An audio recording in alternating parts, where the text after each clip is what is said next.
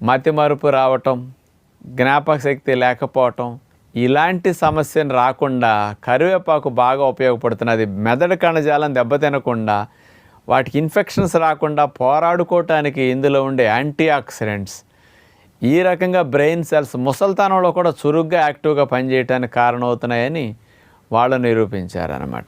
మూడవ పరిశోధన 2014 సంవత్సరం తమిళనాడులో జరిగింది, మన ఇండియాలోనే. University education and research centre వారు ఈ పరిశోధన చేసి ఏం చెప్పారు అంటే, కరివేపాకులో యాంటీ ఆక్సిడెంట్స్ అనేవి అతి ఎక్కువగా ఉన్నాయి, పుష్కలంగా ఉన్నాయి.